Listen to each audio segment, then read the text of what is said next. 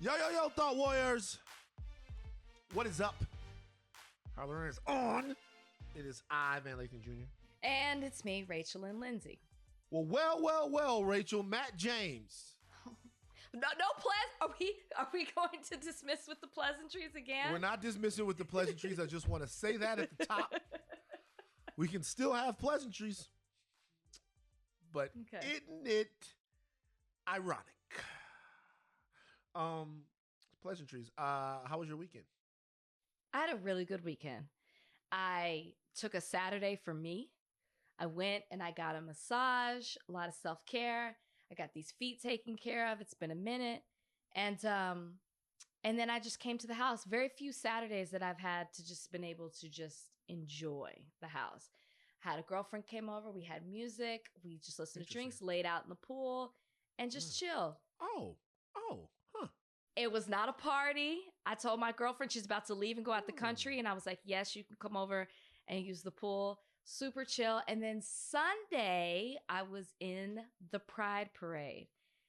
I gotta tell you, it was so much fun. I was with Project Angel Food, who's been in the community for 33 years, feeding this community. If you're not familiar with them, they started out feeding those that were HIV positive because people were too afraid to be around them. It's kind of like a Meals on Wheels. They deliver meals, but then they tailor the meals specific to people's dietary needs. Now they've expanded past just HIV clients, but then also just those that are sick and shut in that need food delivered to them. So it's really a beautiful thing that they do. I've been involved with them for a couple of years, so I was able to ride in their car, represent them. But it was so great to see so many people out and about cheering for equality, representation. There were everyone was represented, but I loved seeing so many kids. And I got to tell you, there was this one moment where, and I love to see kids at a parade. I was wearing a tutu. I'd see little girls. They had their tutus. I was close enough to be able to speak to people, and I had a microphone so they could hear me. So I like to talk to the kids. There was this one boy. He couldn't have been older than 10. And 10 years old. And, in a t-shirt, kind of like basketball shorts. And I'm waving and I'm like, hi, hey, happy Pride. Hey, how you doing, Jimmy? And I guess he can see my hands, right? He could see my nails and he's waving to me. And all of a sudden he looks at me and he puts his hand down to show me his nails are like mine. And it was just and he had we had similar colors. So I start showing him my nails. He's showing me his mom's cheering him on, go take a picture with her. But then the car was moving too fast. And it was just. So you didn't take the picture? Don't focus on the wrong thing. For me, that moment stood out to me more than any other moment, just because I was that kid felt safe enough to show me that we were alike. He was so excited to show me his hands. And I just thought, I don't know what school is like for him. I don't know if he can wear his nails at school, but he just felt just to see that's what this parade is for someone, a child to see themselves, someone that's like them, to see themselves celebrated and loved and appreciated by all these people, and that they're beautiful and equal to everyone else and represented. And I just that moment stood out to me. The kid felt safe enough to be himself in that moment. And almost cried. But I loved being there. I was honored to be able to represent Project Angel Food and to be an ally to the community. So it was great. Made my whole weekend. That's amazing. That's amazing. You? I didn't do anything like that. Were you working? I got back Saturday. And I slept all day Saturday. And then I got back. Me and Bozeman were just hanging out. And I ordered a pizza and a little comfort food. I ate the pizza. Not all of it. But then I gave Bozeman a crust. Bozeman was just hanging out. He's like, hey, Dad, I miss you. I'm like, that's the fuck I'm talking about, little bastard. You little fucking awesome dog. And then Sunday, I boxed. I boxed around a little bit. Boxed today. Just hanging out, Just getting my bearings back. Trying to get a haircut. Couldn't do it. Got today. You know what I'm saying? Angel Food. Project Angel Food? In the past. Well, no, not Project Angel Food. I'm moving on. Angel Food is a racist term. Not Project Angel Food is great, but Angel Food is a racist term. I don't even know if I've ever heard anyone just say angel food, but Angel food cake? I'm not familiar with it. You've never had angel food cake before? Mm-mm. I wouldn't even know what Donnie, I jump wouldn't on. even know what it looks like. You could line up 4 cakes in front of me. I wouldn't know which one was angel food cake. Donnie, are you there? Yeah, I'm here. You've heard of Angel's food cake, right? No, I haven't. You've never heard of Angel's food cake? It always makes me feel so validated No. when you call on Trudy or Donnie and they're with me. To stand in agreement with Van. You guys, it's like a really light and fluffy. It's like not my vibe, but yeah, okay. you've heard of What color is Angel's food cake? It's like it's light. It's like the color of cake. It's white. Yeah. Well, now let me ask you a question. What color is Devil's food cake? Ooh. Isn't Devil's food cake have all that shit in it? It's a deep brown. It's black. Is it? I've never even heard of Devil's food cake. Angel food cake. Devil's food cake. Black and white. White food cake is angelic and pure and for the niceness. Devil's food cake is for you niggas. Isn't it just chocolate cake? I'm looking at it. Isn't it just chocolate cake? Kinda.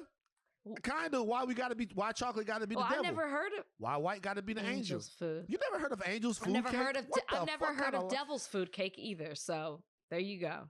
How in the world, man? But Donnie, you too. Donnie, you a straight buster. How you ain't never heard of no Angel's food cake? And before? Angel's food cake just looks like kind of like a pound cake. Basically like a vanilla cake. Angel's food cake. You never had the Pretty Hair never made no Angel's food cake? No, Pretty Hair didn't make an Angel's food cake. She makes a great pound cake, a great coconut cake. Coconut cake. Good you sweet. Like coconut? No, my dad does. Sweet potato pie. Coconut is hit or miss for people. She makes it for my dad. Is angel hair pasta racist? Let's move on to the big deal of the day. Donnie brings up something.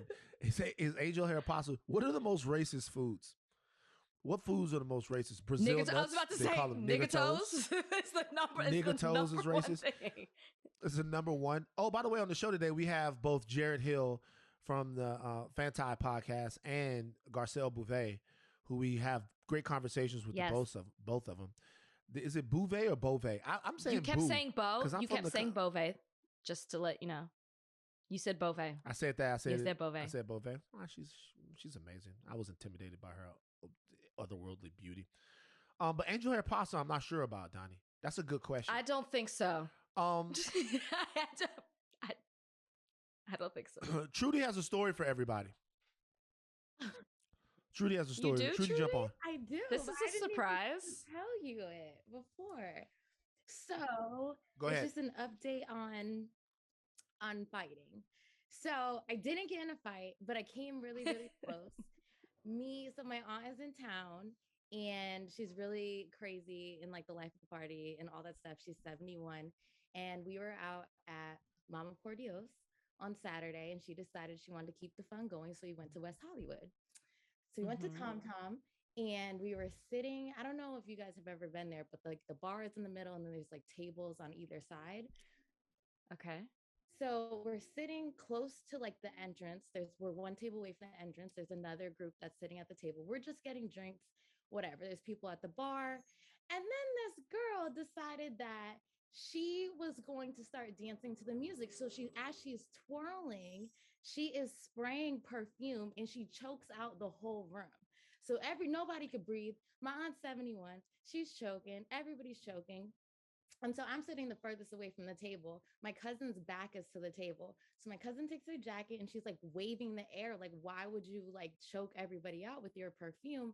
And so the girl like scoots by my cousin because there's like a mirror on the wall. And she was like, ghetto ass bitches never smelled, don't know what expensive perfume smells like. So fighting words. Cousin is from Memphis. Okay, this is my country cousin. And she turns around and it's up in his stack. So she's cussing the girl out. And then she like wanted to jump back, but she didn't all the way jump back. She was waiting for her friends to kind of jump in. So there was a guy that was sitting there and his back was to my cousin. And I thought he was going to pull her hair. So I had to stand up, go around the side. My cousin pushes the girl and then we're just up in it, cussing them out. But then they walked away. Also, Ken, Lisa Vanderpump's husband, was there, and I was like, I ain't got time to get kicked out of Tom Tom and banned for life behind y'all ghetto bitches. So we didn't. Is that where? Wait, you were at Tom Tom's? Is that what you said? I Yeah. didn't catch that part. You're at Tom Oh, Saturday? now saw that? That was me, y'all. Me and my cousin, my country cousin from Memphis. it sounded like it was just cuz.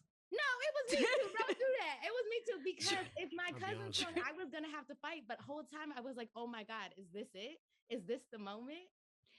So the B word was used, thrown at Ghetto y'all ass faces, bitches, to be exact. and nobody got swung on. Y'all got My played. cousin pushed her. I was far. I didn't know that she Cuz. was ghetto ass bitches to the end. So my cousin like ran back the. Hold on for a second.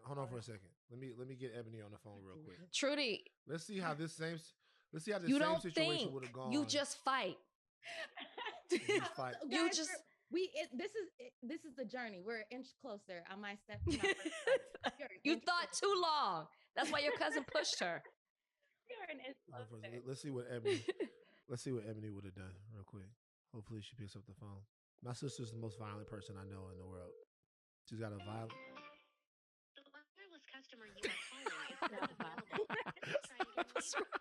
What's wrong with I'm Ebony? $1,000 right now. I'm What's wrong with $1,000 right now. Ebony, she ain't fighting nobody.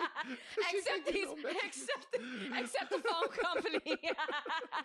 What the fuck? I'm just like, hold on. I can't. She can't go out like that. It's not Don't gonna do happen it twice in twice. a row. It's not gonna happen twice in a row. It could never happen.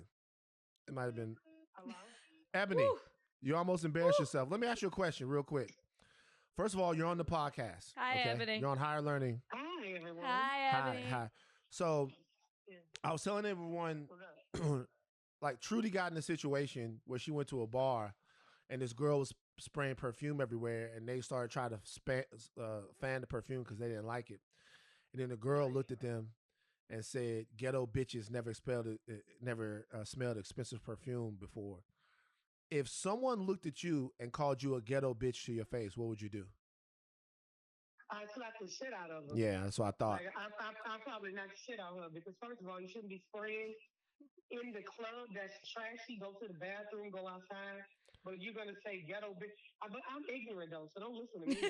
Right. I don't have the intelligence to deal with that. Or I would turn around and say, I'd probably turn around and say, your mammy a ghetto bitch. Right, She's your with mammy. me, but anywhere it Talk goes, your we shit. gonna meet up. Yeah, it's going to happen. So look, this is what we're going to do. Yeah. Put you on the first thing smoking out here. Trudy's going back. Okay. This girl's not getting away with this. Nobody treats my little sister. Trudy's 71-year-old auntie was there with them, and they got treated this way. Ebony, Oh no. we gonna bring you out here. We're gonna push a button on these people, right? We need you. Hey, look, The Terminator. look, listen, I'm ready. Yeah, I'm gonna go up in there. Baton Rouge, we ready to fight just in general. So yeah. it's That's what the fuck I'm talking about. Yeah. Trauma. All your trauma. Think about all the bad things that have happened to us as kids. Trauma. Think about your trauma. Trauma. What's your biggest trauma, Ebony? Tell them. My biggest trauma. Yeah. What's your biggest trauma? What's your greatest trauma in life? Tell them. There's a couple of them, baby. Yeah. No. Tell them. Get deep. But I would say. Okay. I don't want to know. I'm just a joke. It's a joke. I don't want you. Don't talk about your trauma, baby. I love you to death. Happy birthday. I love you so much. Is her birthday today? No. Her birthday was the 8th. Like don't tell them about your Ebony's trauma, a baby. Gemini Don't tell too? them. Oh. Ebony's a fucking Gemini. Shit. Ebony is the Gemini of all Geminis. She is a Gemini. What the hell is that supposed to mean? You know what it means. Did you go to that party in Baltimore? Okay, bye-bye. I sent Ebony this flyer for this party in Baltimore where it was like, it's free with a strap on, but like, if you come without a strap, you got to pay like $15. She didn't go. All right. Ebony was so ready. You see what I mean, Trudy? Trudy, don't say shit. Send me Just Ebony's get busy. number. You know I gotta have my people, my squad, when they go down. See, Trudy doesn't fight. Trudy doesn't fight. The only thing I don't, the only thing I don't like about Trudy though is that like I feel like if Trudy fights once, she's not going to be able to stop herself. There's going to be too many fights. She's going to be like Will Hunting or something like that. We're going to have to bail her out of jail. All this. I feel like once Trudy lets the anger go. First Yeah. phone call. Both y'all better pick up. Yeah.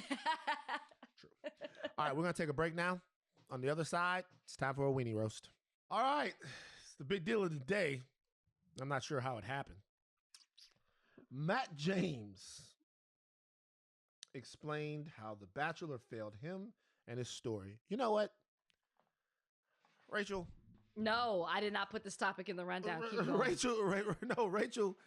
Rachel, how could I? This is your jam. What's going on with Matt James and The Bachelor, Rachel? First of all, I need you to start using past tense when you refer to me in The Bachelor. It was my jam. I'm True. retired. Fair enough.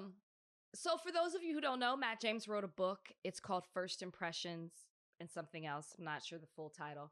I really wish this was a time where I wish we had him on the podcast because I have more questions than I do answers in regards to this, but there are a lot of revelations that have come out, and he's done a couple of interviews, and he has been speaking about his time on The Bachelor, and he's disappointed. He doesn't like the way that he was portrayed. He doesn't like the way that people have talked about him. He feels that a lot of important and meaningful and relevant conversations were left out of away from the viewers. He said he had these conversations, but the show chose not to show them. He thought that the show would basically promote him, almost as if they would show all the things that he's doing off camera that are successful and how ambitious he is.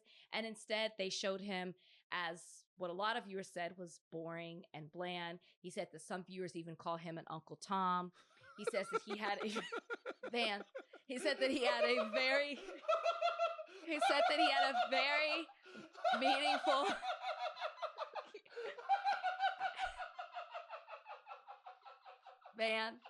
Van.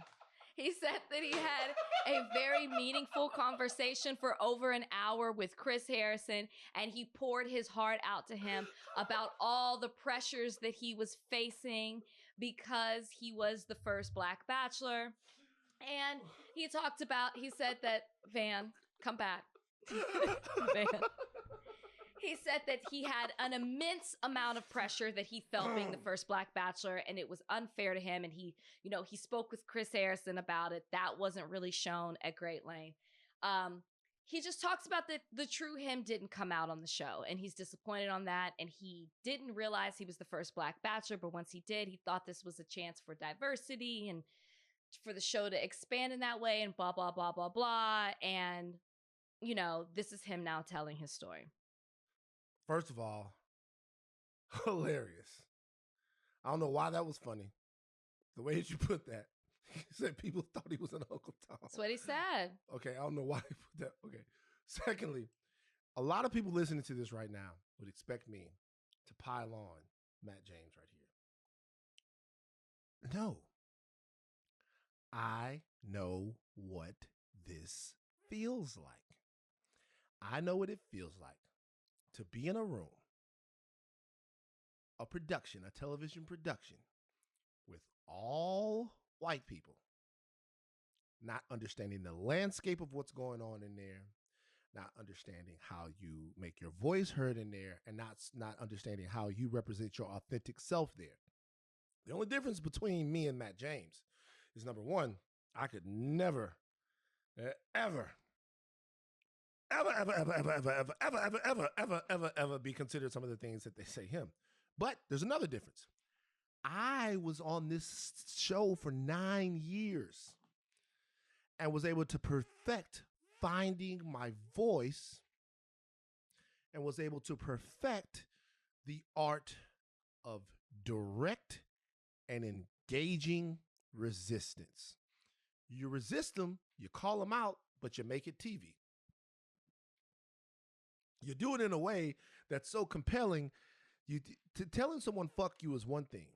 Telling somebody fuck you with flair is a skill, right? It's a skill. Matt was only on the show for a short amount of time. Pretty much, if you're on a show that short amount of time, you are what they say you are. Like, if you're on a show for as many years as I was on TMZ, at some point, your personality is going to break through. They just can't edit you that much. At some point, but if you've got, what are you guys on there for? 3 months, something like that? Less than that, but sure.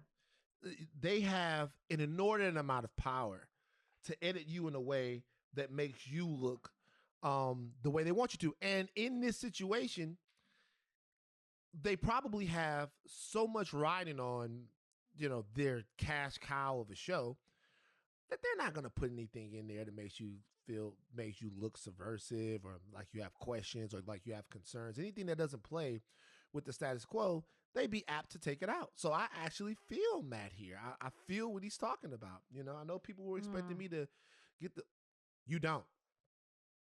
I didn't say that. Yeah. That was. So what's your, I mean, my opinion matters significantly less than yours. No, it doesn't.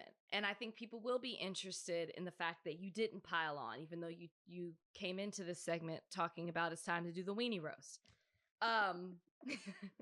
Term hasn't been used in a while. Mm-hmm. I understand everything that you're saying. And I have been in those spaces in real life, and I've been in that space in this very franchise as the Bachelorette. Sure, mm-hmm. My issue with not just Matt James, but other Bachelor contestants and leads is that when they come off the show, they become revisionists.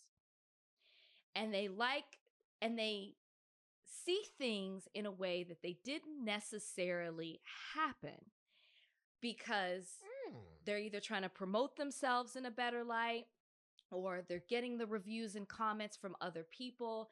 And so they're more so trying to have a narrative that fits or combats what people say about them. I believe, here's my thing. Matt James's season was different in particular because of the woman that he chose and her past actions and the allegations that were in her. So he had to deal with that as well, with Rachel, who he's still with, and they seem to be as happy as can be. Wait. What? Yeah. Like they're together now? Yes. So some of these things with Matt James, exactly. Some of these things with Matt James we're watching what you did on the show, how you were in the finale. I'm taking conversations that I had with you off camera, and it doesn't add up with some of the things that you're now saying in this book. I get it. You got to sell books. I get it. You want to paint a certain narrative and you want to combat some of the things that people say about you. But Van, you've been in these spaces before. Rachel, you've been in these spaces before. Would you have had that conversation with your dad on camera? No. Exactly. Fuck no. But also, though, just to be real with you, I wouldn't have had that conversation with my dad on camera, but there would have been no opportunity to. Like, exactly. Yeah. But that's what I'm saying. There's a difference. There's a difference. And so I do believe, and I do know that Matt had conversations with some of the Black women about race. But to my knowledge, from what I do know from the inside, you didn't have an in-depth conversation with Rachel. And I believe you publicly admitted that as well, which is why you ran into some of her ignorance and didn't know certain things about her, or she wasn't as educated about Black culture or didn't understand certain things because you didn't have those conversations. And it's fine if you've had them now, but don't try to go back and act like you did when you didn't. And I know you didn't have those conversations with her. And that's, again, I don't want to be redundant, but it's fine if y'all are having them now. It's fine if she's learned now, but you're trying to, I personally feel like some of it is a bit of a stretch because you're trying to combat some of the negative feelings people have about you. You also said the show didn't show his personality. You know, we did see it come out. You were TikTok dancing in the middle of a date.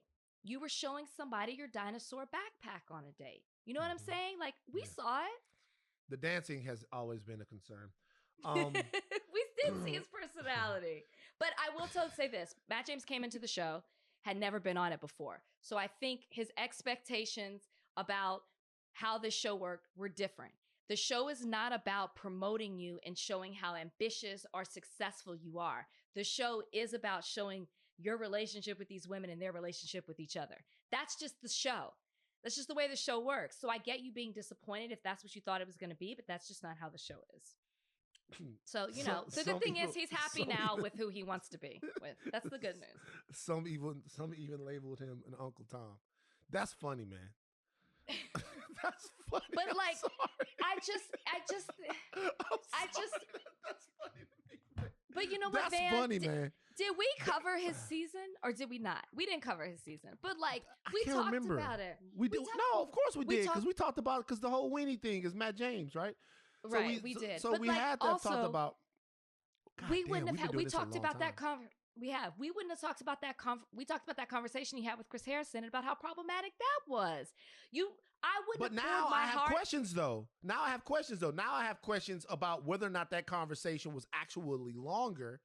And Of they course, edited it was down. longer. It's a 2-hour that's- show. So what But I'm he saying said is, read the article. He poured out his heart for an hour, over an hour, about the pressure he feels to pick a black woman. For an hour with Chris Harrison. And this is before, and we said, and did we we said know? this. Did we know about Soup Kitchen at this point? I don't think we knew about Soup Kitchen. But it didn't matter. Just like he can't understand. Why are you talking to him for an hour about the pressures you felt as a black man to pick a black woman? It's just Who else is I there to wouldn't- talk to, though? Is what I'm saying. I didn't talk to Chris Harrison about pressure I felt to feel. Matter of fact, I was actually broke down about on the show about the pressures that they were putting on me, not to choose a black man, but how they did a bad job of casting with men on the show. And when they brought in Chris Harrison to talk to me, I went like this. I said, what's he gonna do? And he got mad. I was like, what is he gonna talk to me about? Did you and Brian have this conversation about race And they that you showed say that it. race? Okay, see, I didn't see it. I Well, have to watch no, it. they I have showed. to Well, watch your season. 2020 didn't happen, but I did talk about it. I did it with Nick when I was on The Bachelor. I always said, have you dated a black woman? Have you brought a black woman home? My mom asked those questions. Pretty Hair was on the show. She asked those questions. I think my sister asked those questions. When I was on the show, I asked all the guys, have you dated a black woman? Have you brought a black woman home? How will your family respond to me? I asked those same questions. On my show, they made me talk to one of the guy and I talked about this. He had black friends with white wives, and I got You did pissed tell me off this. when they made me have that conversation. So I think it's easy to look at the show from a different lens when you're out of it versus in it. But I got to recognize the fact that there is some, he's being a bit of a revisionist here. You think he's capping? I think that he's exaggerating some of it. I think that he did have conversations. I know he had conversations with some of the black women about it, but not the woman that he was going to pick. He didn't ask the right questions. Okay. Before we move off of this, because I think this is interesting that I'm defending Matt James and you're roasting him. I'm not roasting him. The Rachel, what was her name again? Rachel Yucatel? What was her name? What was her name, for real? No, it was What's her last Rachel. name? It was Rachel Kirkconnell. Kirkconnell. Who is Rachel? Oh, Rachel Yucatel is Tiger Woods. That's why I'm laughing. That's why I'm laughing when you said it. I was like, are you Rachel being funny? Kirkconnell. Rachel Kirkconnell. Like Rachel Kirkconnell. Rachel Kirkconnell. It's got a Yucatelish kind of thing to it. So, Kirkconnell. Mm-hmm. Do we think that Kirkconnell went to what was this, like a slave auction or something like that, right? She went to what did she go to again? No. God damn, I cannot remember this. She went to an antebellum party where they celebrate the Old South. They Yes. dress up like slavers and shit. If you were Matt James and there was a guy on there, Brian, listen, Brian, you really like Brian, right? Mm-hmm. Had Brian gone to a party like that, do you feel like you could have still picked him?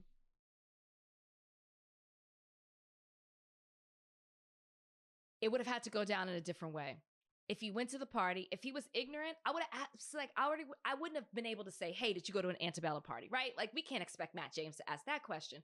But once I found out, taking you back, Rachel never came out and publicly said anything until after the whole Chris Harrison thing. So for 2 months, it had been out there.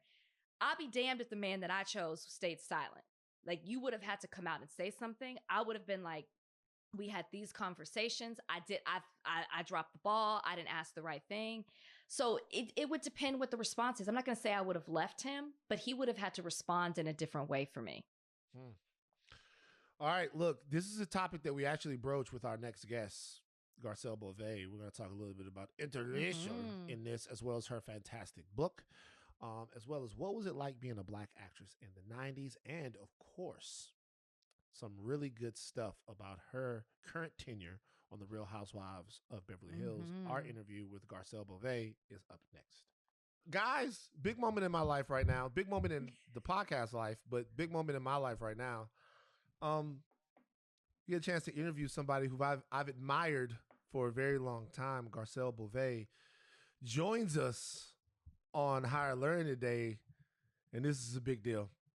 This is a big deal. Garcelle, why do you think this is such a big deal for me, if you had to guess? I don't know, maybe a crush when I was on the Jamie Foxx show. Ding, ding, ding, ding, ding. Fancy. I'm one of those moments where you guys.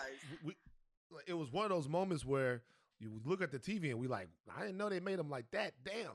Okay. I got to tell you, this is my first time seeing him fan out like this, by the way.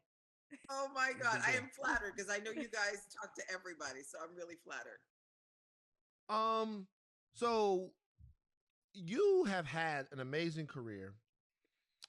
Actress, television personality, author. You have a book right there. Is your book behind you right there?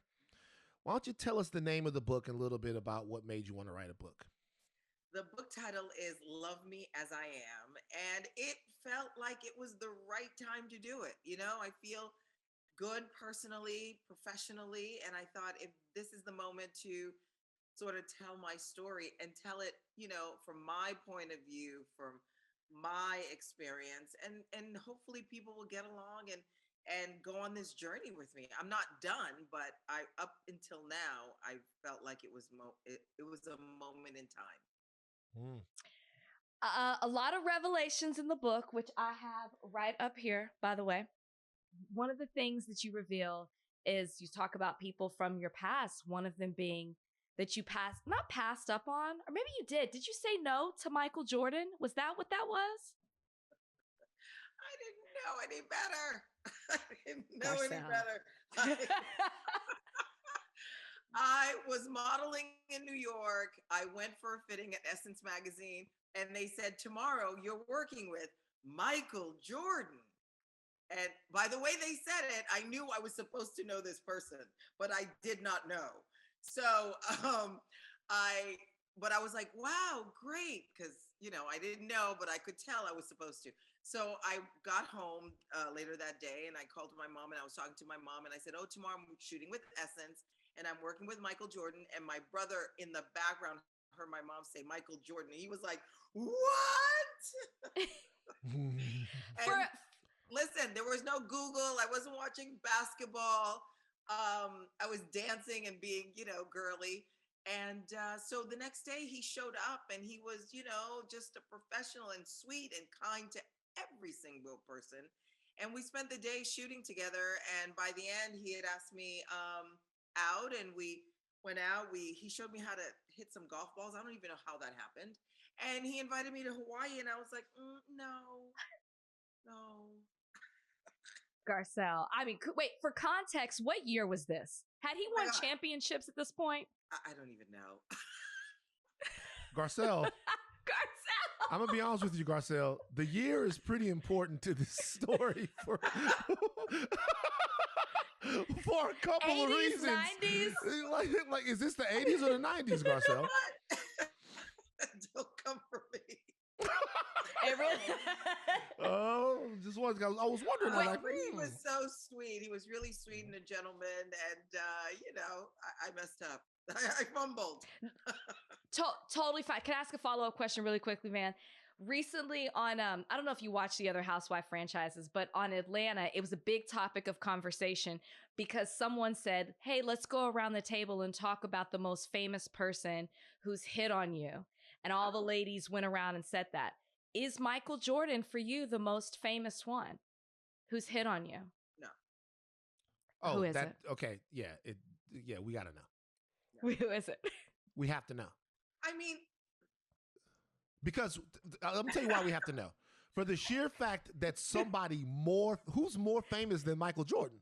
Well, I could name some people. I can name some people too. I mean, like, the Eddie Murphys, there's other people. Would you say Eddie Murphy is less famous than Michael Jordan? Absolutely. No, they both have Because you're probably crossover a appeal. baller. You're all into the bowling. But Eddie Murphy, that's who it is. Eddie Murphy. Okay. Well, I mean, over the years, there's been, lots of people. When you're a young actress in the industry, people are, What? Let me ask you something. Was that exhausting? I mean, I'm serious. Like, you're a very beautiful woman. Here you are making your way in the industry. You're modeling. You're acting. Was it? And the times were, let's face it, very different than they are now. Was it ever exhausting, the amount of men that would hit on you? I never looked at it as exhausting, and it was over a period of time. It wasn't like all in a week, all in a month, but it was flattering, and I didn't really understand. You know what? I don't know why. I just didn't buy into my looks. Obviously, it helped me with my career, but I never really bought into it. Does that make sense? Yes, I actually think that's great. You didn't get caught up in it all. No, I sound like I would have gotten caught up. I'll be honest with you. Nah, it kind of doesn't. Like, I'll be honest with you. Like, so Garcelle, you would look in the mirror and not know I am a beautiful woman.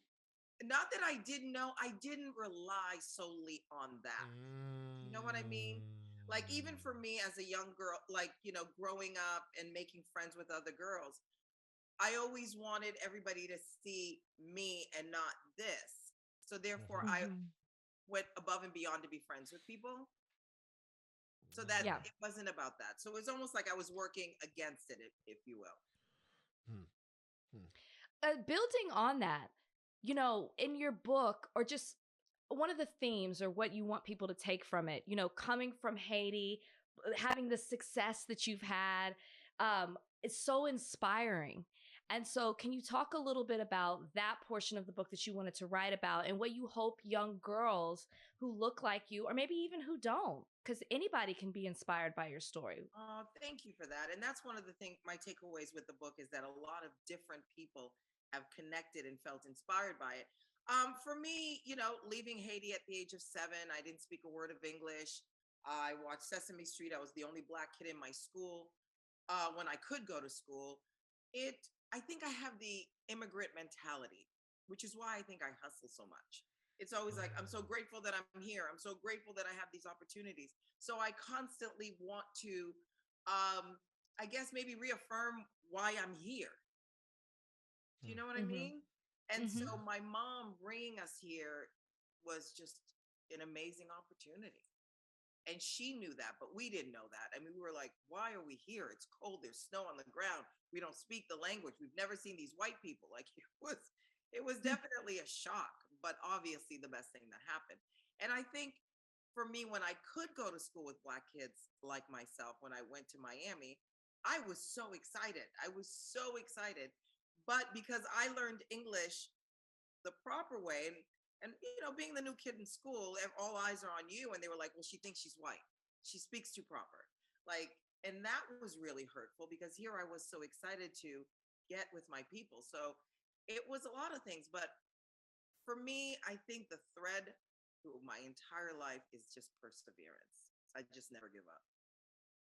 Did you feel different culturally than the Black kids in the school that you went to school with? You felt different culturally. How did you feel different? With the things they could get away with that I couldn't get away with, we had to wear dresses, we had to look nice, and they could wear jeans, they could wear whatever. And I remember my mom seeing a couple of girls that were pregnant in high school, and she was not having it. So she took me out of that school so fast. I think culturally is the respect, the way you carry yourself. So I wasn't allowed to say what. If my mom called me and I didn't say yes, in reply, that wasn't good. So it was definitely a different upbringing. I remember I went to a friend of mine's house and she was mixed, and we were having dinner with her family, and she had a hickey, and her father goes, "What is that on your neck?" And she goes, "Don't you worry about it." And I was like waiting for a plate to go fly, and I was waiting for something, because there's no way I would have been able to talk like that. No way. I gotta be honest with you. That must be some wild Miami stuff because where I'm from in In the Louisiana, South? none of that would be able Texas to too. fly. Either, like none of it. None Like of I it. still don't answer my mama what. It's Okay. yes, ma'am. Damn, no, it's yes, ma'am. My Right. father's Yep. passed on, but yes, sir. All of that. So that Yeah. we're maybe we Haitian or something like that. I don't know. You might be. You might be. We'll take you. We'll claim you. Garcelle, speaking of different, Yeah. you are the only and the first Black housewife on Real Housewives of Beverly Hills, which I have to tell you, you ask all the questions and say all the things that us viewers, like what we want to know, what we want to say. You're like the people's housewife. I don't know if people tell you that, but that's how I feel when I watch you. I'm like, thank you, Never heard Garcelle. that phrase, the people's housewife. I like that. You are. You're the. Yeah. How this is a rough season. There seems to be a lot going on. Where do you stand with alliances with your castmates? Because there's just a lot of off-camera things. We're just getting into the season. Haven't even touched what some of the drama is that is alleged for this season. Yeah, this season is going to be definitely a doozy. And I hate the fact that it's gone offline, because I think we're, like you said, we're just getting started. Let it play out and then we'll take care of it when the reunion comes or later on in the season. So for me, my alliance is with Sutton. I'm friends with Kyle. And, I'm friends with Kathy. I mean, I don't want to get into that just yet because I think a lot has to be developed before we get into any of that stuff that's happening on social media. But I wish it wasn't on social media. I wish people would just watch the show and let us get to it. Yeah, that's what I'm doing. Yeah. You were such a revelation when you were on the Jamie Foxx show. And I feel like there were a lot of Black actresses from the time that you were popular and on television that really didn't get the opportunity in Hollywood as much as some of our sisters are now. Like I talked to my friend Tay Diggs about this, and he'll always talk about the fact that he was just a little bit early in terms of studios and everybody being so open to shows and movies and art featuring all different types of Black faces, right? Yeah. Are there any regrets of that nature that you have about your career in Hollywood? It's so much longer and you're still here. Do you feel like Hollywood was as open a place for Black performers in the time that you were doing your thing on TV? Definitely not. Definitely not. I mean, I think we've come a long way, but I remember, first of all, coming from the modeling world into acting, a lot of casting directors thought, can she walk and talk at the same time? They had no faith in models. And so it was important for me to do diverse roles. From the Jamie Foxx show, I went straight into NYPD Blue. I think that helped me. And I was careful about what the choices I made, not because I had it like that, but because I thought, I don't want to do that. And for a lot of times it would be like, oh, she's not urban enough. She's not street enough. And I think that probably stopped me from doing certain roles that may have pigeonholed me. I don't know. I think everything happens for a reason. There were roles that I wanted that they would, like, we're not going urban. We're not doing an interracial, relationship. We're not seeing Black people, even for Models Inc. When my agent at the time had said, oh, there's a show coming up that I think you'd be great for, and we'll get you an audition. And I was still modeling. That was my bread and butter. So I would fly back and forth to New York or everywhere. And a couple of weeks went by, and I said, hey, whatever happened to that show? And they said, oh, they're not seeing any Black actresses. And I was like, it's a show about models in New York. They're not seeing any Black actresses. So that night I went. They just straight up told you that? Oh yeah, my agent told me that. They're not seeing any Black. Yeah. Your agent just says straight up. Yep. They're not seeing any Black people. Yep. Because we would hear that before. We would hear they're going another way. They don't really want it to be an urban story. And so that night I went to bed and I had a dream that I was talking to Aaron Spelling. Now, being Haitian, we're superstitious. We believe in a lot of things. So the next day, I thought to myself, I didn't have that dream, by coincidence. It's for a reason. So 411, I called 411 and I said, I need the address of Spelling Entertainment. And they said 5757 Wilshire. I'll never forget it. So I wrote a letter. I put a couple of modeling photos and I had like a small reel and I took it to the office and it was a Black receptionist. So when I got up to the floor, I said, hi, I'd like to see Mr. Spelling. And she was like, do you have an appointment? And I said, no. She goes, it doesn't work like that, right? And I said, well, can I leave you a package? She said, yes. And so the next day I called and I said, listen, I'm the girl that was there yesterday. Did he get the package? She said, I actually left it on his desk, which was really, really cool of her. Wow. And 4 days later, I got a call from the casting director. 3 days later, I read for Aaron Spelling and I got the job. Wow. Speaking, kick that door down. Kick that I door love down, that hustle. Garcelle. People don't do it like that anymore. I got to tell you, from that to now so much security, I would have got near the building.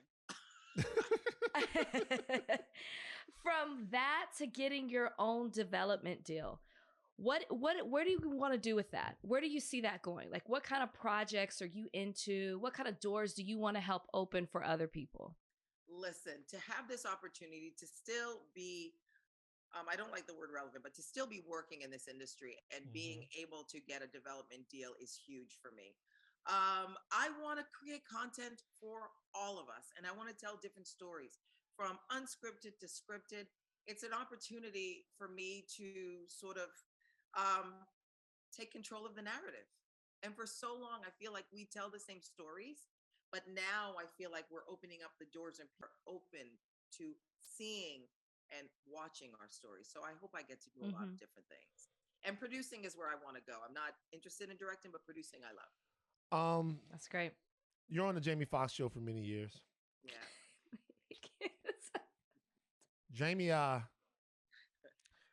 Jamie was on vacation not too long ago, Garcelle. He was hanging out with spotted with a lady.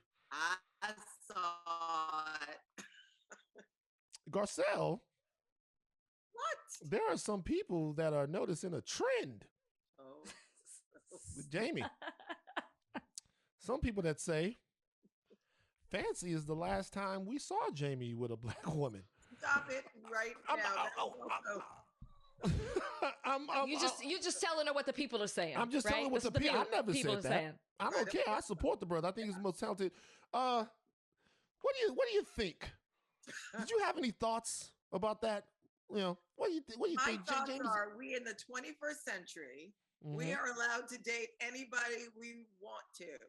I mean, listen, I was married to a white man, so I can't say too much. Me neither. Garcelle, me neither. I stay quiet during these moments. But I have dated some brothers since, though. Or do you ever see yourself, now that you've gone Black, is there any chance you'll go back?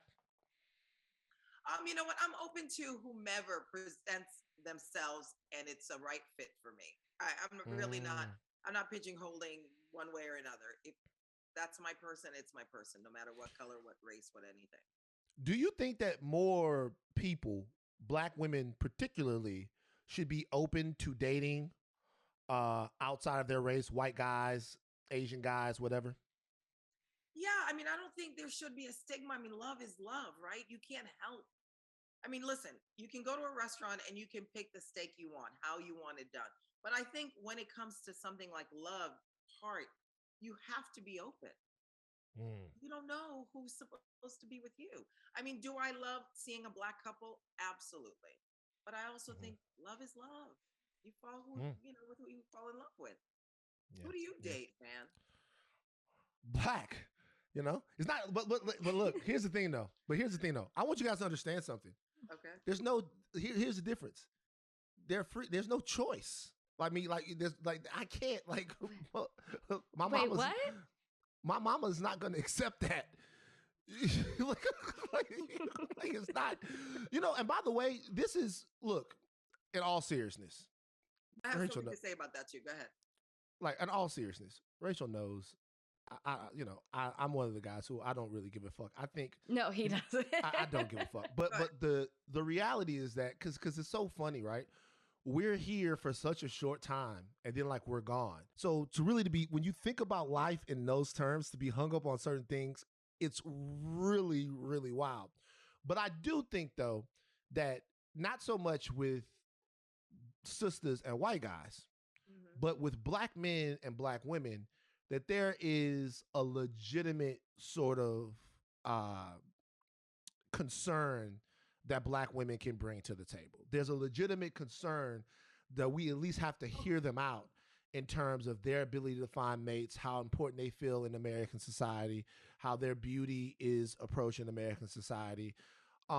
Sisters should be free to do whatever they want, but as black men, we should really be a little bit more cognizant and willing to hear out sisters who have a problem with black men dating outside of the race. That doesn't mean that you can't do it, but I feel like it's you have to honor black women by listening to some of their hurt, their pain, and their opinions on that. Am I wrong? No, you're definitely not wrong. But I also think there are certain black men who, when they get to a certain level, it almost feels like they have to go the other way to level up. And that I have a problem with. Right. I have a problem with that. Yeah. Yeah. And then they all sometimes date whoever you want, but don't be like, yo, this is why I love white women. Which we're seeing way too much of these days. Way too much. I want to hear that. But I have to say, the other day, one of my boys was like, oh, I like this girl. And I knew my other son likes another girl. And I actually yelled out loud in the house. I'm like, anybody gonna date a black girl? It's like I had what did they say? Experience. What did they say? Well, one of them was like, well, Mom, at our school, there's not, there's not. Yeah. Yeah, the whole Bronny James thing. So look, Garcelle, this has been an amazing conversation with you. I don't know why I'm saying this. I'm happy that we still get to talk, hear from, and watch the development and growth of Garcelle Beauvais. And wherever you go, you bring a light and you keep it real, man. I didn't know you was this militant. When I seen you on the show giving the business to people, I'm like, yeah, like that's what the fuck I'm talking about. I didn't know Fancy was bringing it like that. That's she was on the stuff. reel. That's all they do. Right? I know. I miss it already. I know we miss it too. And I'm gonna give you before I let you go. I'm gonna give you a 5-second pitch. You're talking about producing. I have a dream project. I've made a movie. The movie did pretty good. We have got to get the Haitian Revolution movie done. You're the second person that said that. It has. Oh my God, it's got to happen. Like I'm kicking all the tires. They don't want that movie to be made. I know, but like they don't want that movie to be made. That's the film. That's amazing. That's okay. the Let's keep talking. Mm-hmm. Let's keep talking. Let's keep talking. Okay. This is Higher Learning, the podcast. That was the amazing Garcelle Beauvais. We appreciate you so much for joining us today on Higher Learning. Keep doing your thing, you guys. Love you so much, really.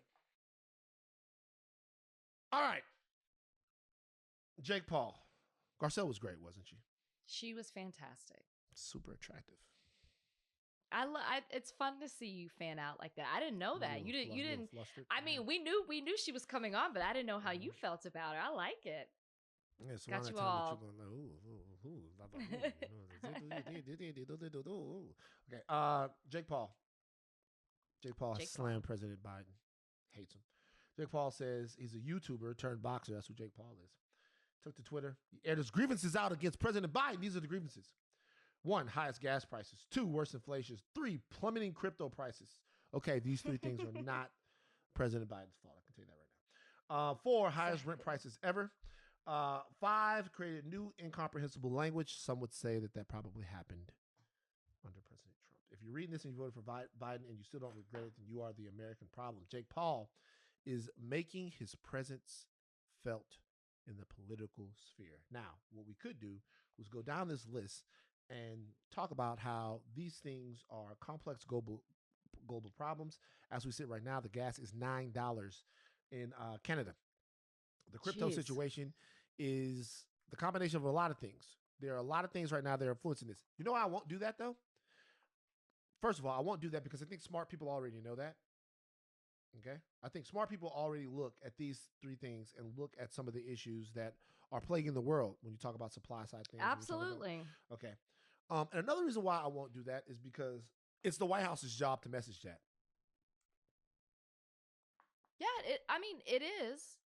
But It's the they're White probably not House's even job. paying attention to I'm not talking about Jake Paul. I'm talking about overall. Number one, inflation is something that the president needs to take action on. This has not happened before in the 1970s. The inflation was fucking terrible. They they appointed a new Fed chief named Paul Volcker, and that guy fucking drove the interest rates up so goddamn high that he was able to defeat inflation, but it was at a fantastic cost to the American economy over the next really decade, if you really want to be honest with you honest about it. The situation there is that was at a time where the Fed did not have very much credibility with the American public. This is a time when the Fed actually does have a lot of credibility with the American public. So the question is, how is Biden and the rest of really not just the Democrats, but really the American governmental apparatus going to convince the American public that inflation is something that they're going to be able to fix? Because there are ways that there are things that they probably could do to fix inflation or at least lessen the blow. Because right now, only the poor people are being hurt. Like people that are in a good position financially are probably not feeling this blow as much, but people that need every dollar, they're really just, it's almost like it's crippling for them to have these costs rise like this. But it's the White House job to message this. I guess my question is whether or not this information is right or wrong, and the crypto thing is a fucking joke. You guys play with fake money and now you're getting real burnt. Do you have a problem with Jake Paul tweeting this? I do. And it's not that Jake Paul can't have an opinion, right? I'm not one of those people who's like, oh, stick to doing what you're doing. No, obviously he can have an opinion. He has a vote in this country. He can say what he feels. My issue is you said something where smart people will understand why the first three things are happening.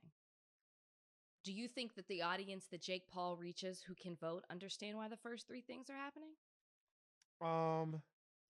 Do you think majority of them do? Do you think majority of them said, Jake Paul made this statement. Let me go out and research and understand what inflation is, how it came about, and did this just happen in the last year, 2 years, or is this something that's been building? Do you think people really did that? Do you think people looked up the whole supply and demand thing? I don't think they did. So this is why I have a problem with what he said.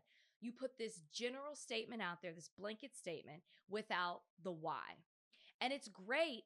So it's like, what's the purpose of you putting out this statement? Is it to condemn the Biden administration? Is it because you're frustrated? Because Jake Paul's somebody who's not hurt by the things that maybe it's the crypto, but not necessarily hurt by the things that he named, right? He's in a different bracket. So what's your purpose for putting that out there? Are you trying to encourage people to gather information, to vote, to understand? I just felt like there should have been a why that list exists, how these things are happening. Otherwise, don't put that out there. I think because the why was clear. What's the why? He said the last line of it is, if you're reading this and you voted for Biden and you don't regret it, then you are the American problem. I think the why is that he feels like President Biden has been bad not for the why he did it, the why there's inflation, the why the crypto. That's what I'm talking about. I'm talking the why in his list, not the why he did it. So to me, it's fine if you want to do that, but then give a little bit more, because this is a huge generalization and it what's the word I'm trying to say? It doesn't characterize properly what is happening, right? You're blaming it on Biden, but that's not necessarily all true, right? And it has nothing to necessarily do with your vote for Biden. There are a lot of issues that play into why inflation is so high right now, and it didn't start in the Biden presidency. You can say some things that he's done have contributed to inflation, but you can't say it's the reason why it exists currently in this country. So I just felt it's just really problematic. And I think a lot of people do that, where they just throw these things out there and they have a huge audience and people receive it. And then you'll have these people saying, yeah, like forget the Biden administration, that they're the reason we have inflation, which isn't necessarily true. It's misinformation to me. Okay, so I see your point. If you're talking about the fact that it's misinformation, the question is it misinformation or is it disinformation? And I think it's but okay. Well, so if it's misinformation, then it's Twitter par for the course. And if you're asking Jake Paul to have a higher degree of responsibility than we see for places like Fox News and other places like that, it's just not going to happen. If Jake Paul, if Jake Paul, well, the reason why I say whether or not it's misinformation or disinformation is because, do you think Jake Paul knows that what he's saying isn't true? Because if he knows, if he knows, so. If Jake Paul knows that what he's saying isn't true, ooh, look how my nails catch the light.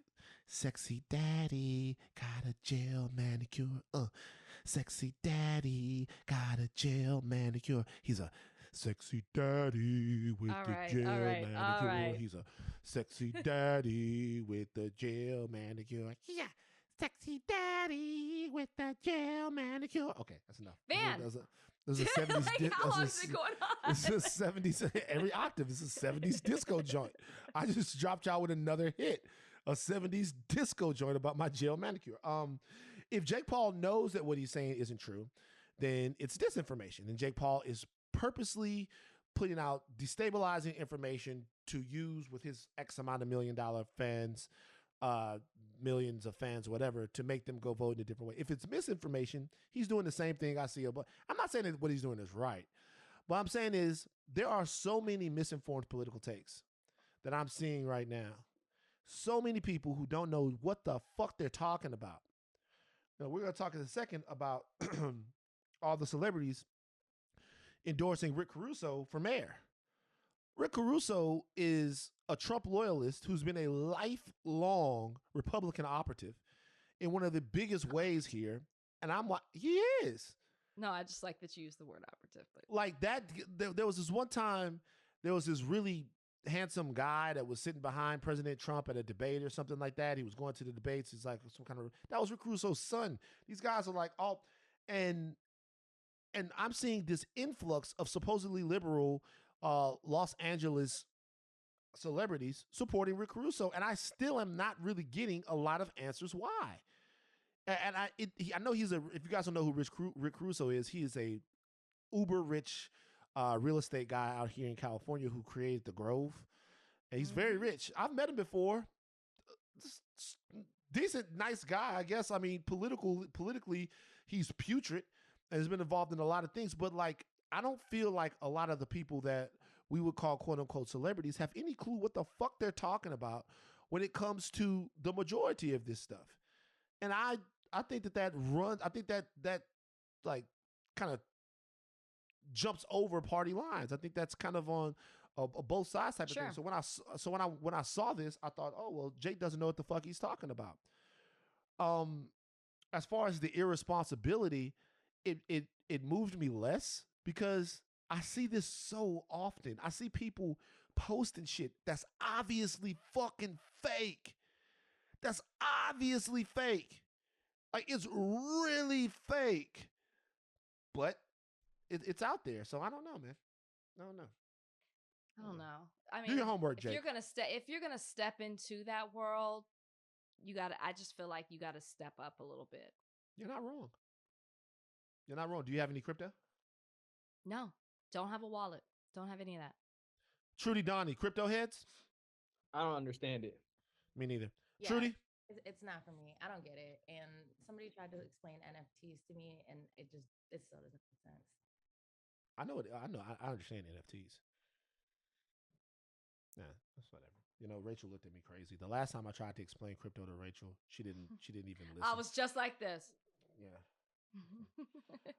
Justice Department is opening a probe into the Louisiana State Police. More happenings down there in my state. Sweeping civil rights investigation to Louisiana State Police amid mounting evidence that the agency has a pattern of looking the other way in the face of beatings of mostly black men, including the 2019 arrest of Ronald Green, which was deadly. The federal pattern of or practice probe, which is the first such action against a statewide law enforcement agency in more than 2 decades, comes more than 3 years after troopers were captured on long withheld body camera video, beating, stunning, and dragging Green on a rural roadside near Monroe. Monroe is a town in North Louisiana. Despite lengthy ongoing federal and state criminal investigations into a death, troopers initially blamed on the car crash. No one has been charged. Okay. So when I saw this story, do you know what I thought? No fucking shit. I thought that this is the example of what happens when you have a community's voice drowned out. There is not one black person that I personally know in South Louisiana, where I grew up, Baton Rouge, I'll tell you guys again, it's where I'm from, who doesn't know what the fuck is up with the state police. Not one. Not one. There, when you are driving to New Orleans, I think it's Troop A in the state police. When you are driving toward New Orleans, most of the time you're driving toward New Orleans, right? This is what the Player Proof crew would do. Everybody want to go to the Bayou Classic, right? When they want to leave, Rach, they want to leave on Friday. Oh, I'm going to get off work. And we're going to drive down. Because when you drive down on Friday, it's like a line of cars. You get stuck in traffic. You might see some on the way. You feel what I'm saying? You might see a little something on the way. But the Player Proof crew, we leave on Thursday night because we like to fly. We get Ryan Davenport behind the wheel. Ian's going to fall asleep. What we would always do is we would wait till Ian would fall asleep. Ryan had 312s in the back of his car. And so when Ian would fall asleep, we will boom, hit them 12s and wake his dumb ass up every single time. Put that beat on his motherfucking back. And we would fly down there. Ryan would be flying. He was the best driver in the crew going. But you know where we wouldn't fly? There's an area right when you're leaving Baton Rouge that we would slow down. The reason why we would slow down is because we know that the state police troop that patrols that area, we do not want to run into them. We don't want to see them. We don't want to deal with them. We don't want them to see us. We don't want them to happen upon 4 black dudes going down to New Orleans to have a good time. This is in the 90s. We know the stories we've heard of how they do niggas. We know the stories we've heard of how they've planted stuff. We know the stories we heard of how they will keep you sitting on the side of the road for 6 or 7 hours just to fuck with you, take your car for no. We've heard all of this, how they fuck with you. Now, if we're talking about this going on 20 or 30 years, how is it that whoever is supposed to have oversight in this situation is so behind the calls and the complaints and the thoughts and feelings of an entire community in South Louisiana? That's what I ask you. I mean, it's obviously I'm not familiar with what goes down in Louisiana, but I know that you've talked about it a little bit. So, I mean, maybe even more than a little bit. But the fact that this is the case that had to happen where they wanted to, which is what, like, it's so disgusting and tragic what happened to Rodney Green. If that this is the case that had to require the Justice Department to go down there and open it up to where they're trying to fix. Ronald Green, by the way. Is it Ronald Green? It's Thought it was Rodney. yeah. Sorry, It's that's Rodney, my uncle. Rodney King. No, I have a Rodney Green as an uncle. Oh, wow. Anyways, yeah, Ronald Green. That this had to happen for them to finally open things up at what seems to have been going on since the existence of this state police. It's pretty incredible. But it seems like the Justice Department really is, and maybe I'm overspeaking, maybe I'm generalizing, doing some probes into problematic police forces. You're into it. Well, I'm into it if it's going to create some type of change, if it's going to bring like somebody like me who lived right next door to Louisiana but had no idea what was happening with the Louisiana State Police. Yeah, if it's going to bring awareness, if it's going to put people on their toes, if it's going to clean out these departments that have been problematic from the very beginning, then I'm absolutely into it. And I'm hoping that's what happens here. It's just crazy to me that you guys have always known that this is what's been going down, and it's just been ignored. Just to let you guys know, in some cases, troopers omitted uses of force as blows to the head from official reports. They didn't talk about them. And other troopers sought to justify their actions by claiming suspects were violent, resisting, or escaping, all of which were contradicted by video footage. If the investigation is thorough, and if the investigation is impartial, they have these guys dead to rights. This is an open secret for a lot of people. All right, 31 Patriot Front members are arrested near Idaho Pride event. I'm sure you guys have heard about this by now. Authorities arrested 31 members of the white supremacist group Patriot Front near an Idaho Pride event Saturday after they were found packed into the back of a U-Haul truck with riot gear. Rachel, did you hear about this story? Yes, I heard about this. What do you think? I mean, the fucking guys got hit with conspiracy to riot, which is a misdemeanor. They were fucking ready to go nuts. They were standing inside the truck wearing khakis, navy blue shirts, and beige hats with white baklavas covering their faces. All right, police stopped them. They had all kinds of stuff. Based on evidence collected and documents, authority found that the group was planning to riot in several areas of downtown, not just the park, White said. Police found riot gear, one smoke grenade, shin guards, and shields inside the van. They wore arm patches and logos on their hats that identified them as the Patriot Front. Now, let me tell you something about this real quick. And I'm not comparing these two things whatsoever because there's bodies on the one side, allegedly. If these guys get out there and they get to the fucking streets while Pride is going on, there's no fucking clue how many people get hurt. I understand that the conspiracy to riot charge is a criminal charge. You mean to tell me, Legal Eagle, in all of the fucking penal code, whatever you call it, whatever it is, there's nothing more severe these guys can be charged with? This seems like an incredibly dangerous situation. Is this a criminal conspiracy? They're going to get YSL. That's fine. Should they be going to get the Patriot Front? Okay. Well, I don't think we can compare it to YSL because YSL actually allegedly was committed the criminal acts. They stopped them before it happened. That's why it's a conspiracy. I don't know the penal code in Idaho. I don't know the penal code in Idaho, but it's also, this is alarming, obviously, for obvious reasons. But what's also alarming is that this is a part of a new white supremacist group. New.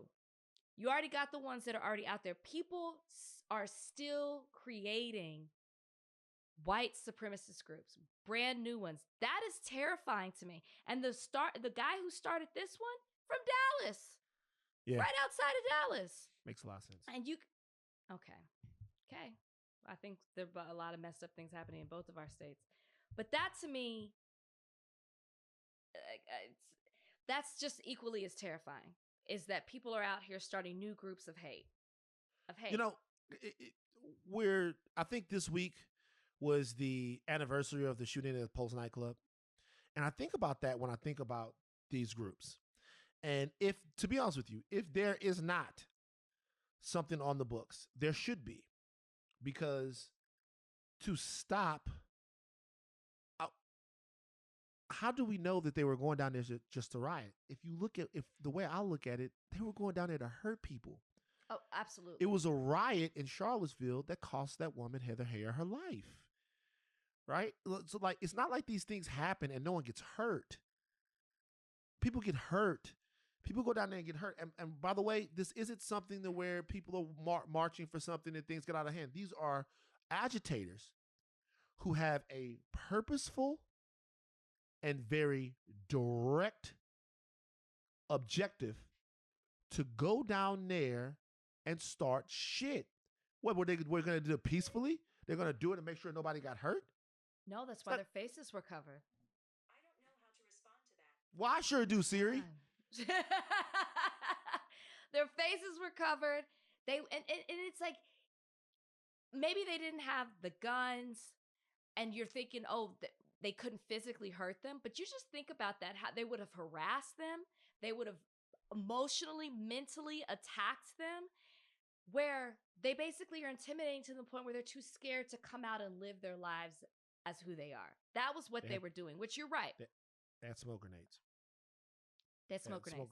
That's smoke grenade. They If have it's a guns. bunch of niggas, it's a felony. I don't care what you do. No, I wish there was. I don't know. Like I said, I don't know the penal code, and there should be something more harsh than that because of all the damage that they could have potentially done, not just even physically, but and the motive was hate, right? That's the thing. The motive was hate behind it, which I would think that would be something that would make it an even bigger crime. But again, I don't know the books there. We have been promising you guys a conversation for a long time surrounding Lil Nas X and the Montero video. We finally got to have that conversation with the amazing Jarrett Hill, but we also talked to Jarrett, part 2 of our conversation surrounding the case of Isimemen Etute down there in Virginia, and Jarrett's going to give us some much needed perspective. The always amazing Jarrett Hill when we come back from this break on the other side of higher learning. You guys, we have a very special guest coming on right now. I met this gentleman some years ago. I think it was at a panel that he hosted. I think that's when we met, right? It's a panel of some sort, Jarrett. Black Men in Media, like 2018 or 2019, maybe. Yeah, Black Men in Media. That's what we are. Me and Jarrett Hill, we're some black men in media. Since then, he has become somebody who gives me a great deal of perspective. I talk to him all the time. We're brothers. I consider him to be a friend. He is the host, or one half of the host, of the FANTI podcast with Tre'vell Anderson. And he does so many other things. He is an advocate. He is an activist. He is one of the smartest guys in this whole city. Jarrett Hill is whenever y'all you don't think set so? me up Receive like that, it. It's way too much pressure. Because now I gotta Receive it. something. You'll be fine. You'll be fine. Receive that. Okay. Thank you for that. Now, I reached out to Jarrett because we've talked about a great many things, Jarrett and I have. I wanted to revisit the conversation later on. I'm surprising him with this one about Lil Nas X and the Montero video. Remember we talked about that some time ago. Wow. We kept promising the audience we would do that, and we never did it. So Not an ambush. Okay. It's an ambush. That's but what we also do. we wanted to continue the conversation we had around Isimemen Etute and his acquittal for murder charges out there in Virginia. We had our thoughts and we had a conversation with his defense on it. And I wanted to get the opinion of Jarrett, a member of the LGBTQ plus community, so we could, I got it right. You're happy, Jarrett, do you call him out on that? I was shocked. I was like holding my breath as you were about to say it. Yeah. Man, that might be the first time. Good job. Nice work, man. I'm happy. So I called Jarrett and I asked Jarrett if he would look over things and kind of maybe call us on some of our biases and maybe give an opinion that we can kind of absorb. Because to be honest with you, there was a lot of talk, a very divisive interview on a lot of our socials. So, Jarrett, thank you for joining us. And when you looked at it, what did you think of everything that happened out there in Virginia? I said, whoo, shit, I do not want to have to talk about this. My first thought. No, I first of all, and I'm not saying this because I'm on your show, but I do want to shout y'all out because I do think that y'all asked all of the right questions as allies, right? As folks that are like that are not a part of community, that want to defend community. Y'all talked about dead naming. Y'all asked the questions about whether or not Jerry or Angie identified as trans. Y'all asked a lot of questions throughout the time in the interview. And I was like, okay, I see y'all. I was like, and I wasn't surprised, but I was very happy.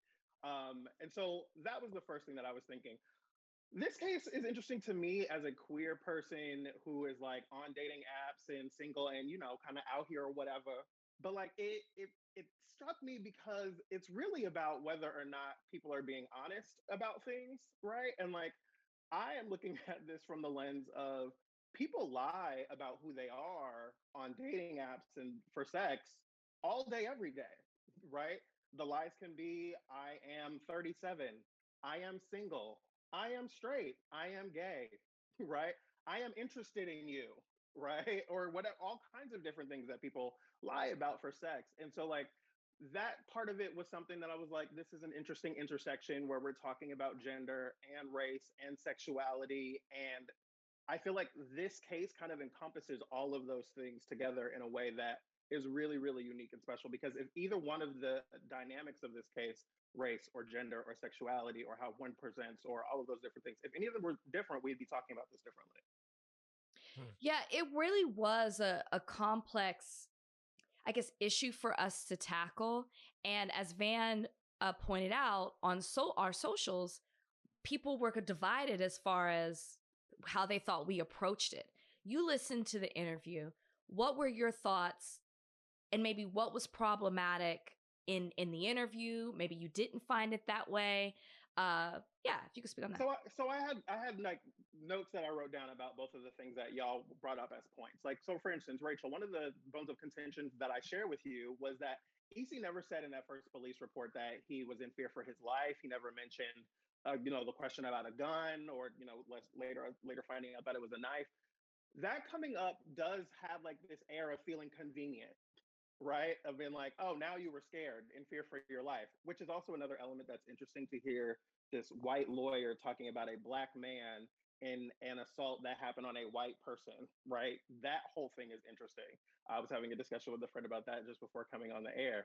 And so that piece of it is interesting, but it also does kind of hit me at the same time saying, like, we know that black men, especially young black men, don't tend to get treated the same way as non-black folks when they're being interviewed by the police, right? Yeah. And Rachel, you have like, you as a lawyer know that in a way that would probably be more than Van or I. It makes me think like, okay, well, what did they ask him? What was he afraid of? What was he concerned about? What was he asking them, right? What questions did they ask? And what was kind of left out. And so I'm kind of on both sides of this one, right? And as you called it complex on our show, FANTI, we're always talking about the complex and complicado, right? Like this is a difficult one because we see it from both sides. Rachel, you talked about whether or not queer or trans people would be more afraid after a moment like this, right? And it's like, well, I mean, number one, we already afraid out here, right? But like when we're talking about queer and trans folks being afraid about being attacked, I'm concerned about that walking down the street. And like, I don't see this one as being something that makes me more concerned about my safety from a gay panic perspective, because gay panic laws even exist, right? Like the fact that there are laws on the books that talk about gay panic and how we can like be okay with that in certain states and not in others, not in Virginia apparently, but like that is something that is frustrating in this case. And so Van, you talked about going back over to the house and how that was questionable for you, right? The going back over to the house thing is what got it complicated for me, because the first instance where we saw EC go over with a friend who came into the house and they stayed out, I believe, in the living room, and EC and Angie/Jerry went into another room. That was interesting to me because, like, if Angie had performed oral sex and then given the money and then they all came back to do that again, what if when EC did say he wanted intercourse, like it was a woman? Were they going to come in and then join? What, like, because the other piece of it is like there are other people coming along for something that is supposedly supposed to be a sexual encounter, right? And so it's not just the possibility of, oh, they came to jump Angie/Jerry, but they also could have been coming to participate in something else, right? And so Yeah. I think about it from that lens. There's a lot. So I think there are two bones of contention here. And these things don't really get at what actually happened in the house, because what actually happened in the house either was self-defense or it wasn't, right? That's the deal. Either the incident, the interaction was self-defense or it wasn't. But I do think that there are people here who have legitimate questions about Jerry/Angie. And there are two questions here, and I'll ask them both to you. Number one, do you think Jerry/Angie was a sexual predator? And that question right there is top of mind on people who look at this and say, well, clearly, luring someone in under false pretenses, going to this length, and then based upon other things that people say around Plattsburgh, that Jerry/Angie was a sexual predator. That's number one. Number two, we talk about lying to get sex and how people do that. Are there lies to get sex that are so fundamental, meaning I only want to have sex with women, I only want to have sex with men? Therefore, if you lie about that, it is in effect robbing you of your consent to do something that you wouldn't have otherwise done. And for a lot of people that are looking at the black and white of this case, those are the two questions that they're asking. One, was Jerry / Angie a sexual predator who preyed upon the young black men of Blacksburg, Virginia? And number two, if you in fact lure somebody over and you're not even the sex or gender that you say you are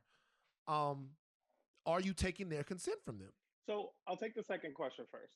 The whether or not, you're robbing someone of their consent because you did not tell them the truth about your gender or how they perceive your gender, right?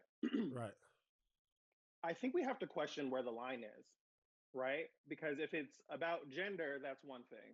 But if it's about sexuality, then it's another. If it's then about whether or not you're cis, that's another, right? Then it's like, okay, well, then we can just make it about anything, right? How much money the person makes, whether or not this is your house, is this your wife?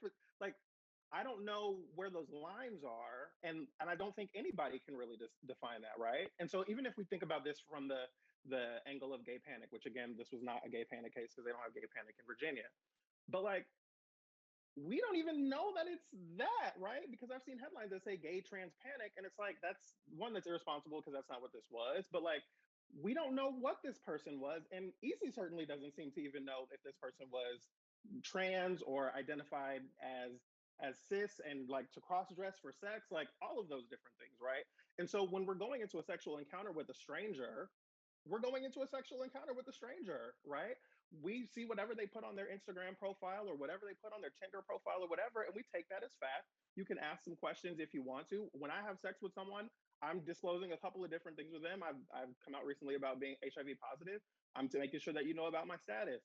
But like, there are even conversations about whether or not that has to happen, right? As a person who's undetectable and can't pass it along, all of those different kinds of things. And so the question becomes like, where is the line? Where do we decide what a person has to tell before it makes it okay or not?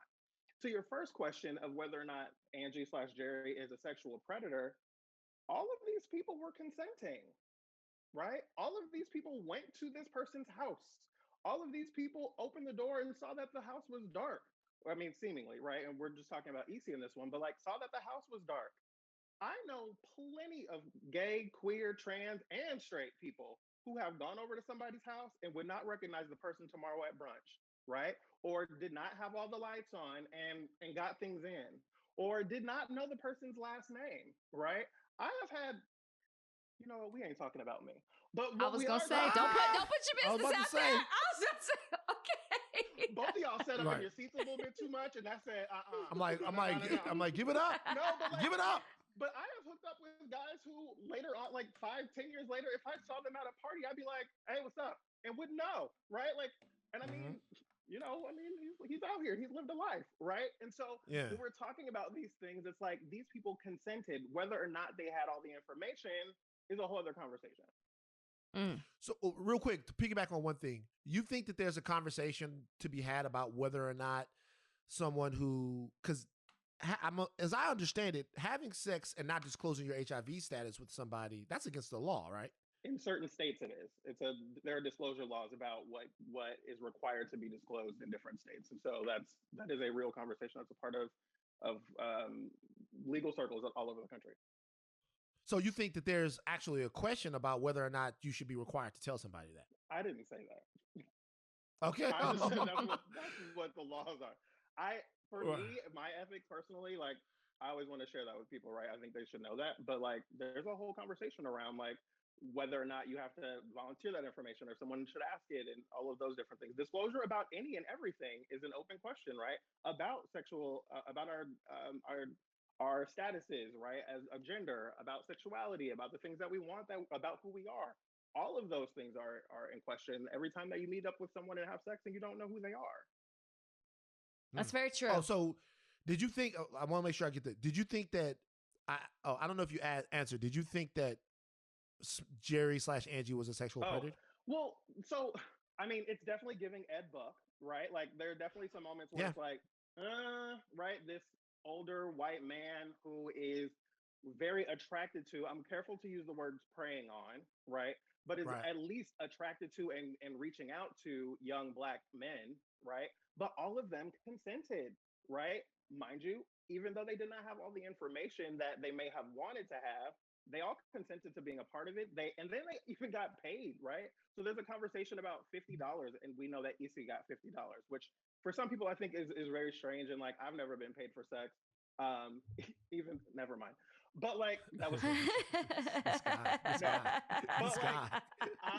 There's a Drake reference, fuck for free, that's in my head right now. But like I am thinking about how in queer communities and all kinds of different things, and like sex workers, right? People get paid for sex all the time. Whether or not they talk about it is a different conversation, right? But there are also people who want things for sex and are willing to pay for it, and people that will participate. And that is a choice that everyone gets to make. And so I think that even that element of it, like Issy wasn't, what was Issy supposed to do? Be like, no, I'm not going to take your money. I'm an 18-year-old college student. Like, I probably would have took the money too, right? And so there's so many different elements of this story that are just interesting and nuanced. So my last Jerry Smith question, can you see why the jury acquitted him? I can, to be quite honest, right? I think if this is about reasonable doubt, if we're asking the jury to say, like, do you think this is a hate crime? There's reasonable doubt, right? I'm not sure what to think about this case, right? Because there's a world where, yes, Issy killed this person or attacked this person because Issy thought they were gay or trans, right? There's absolutely that possibility.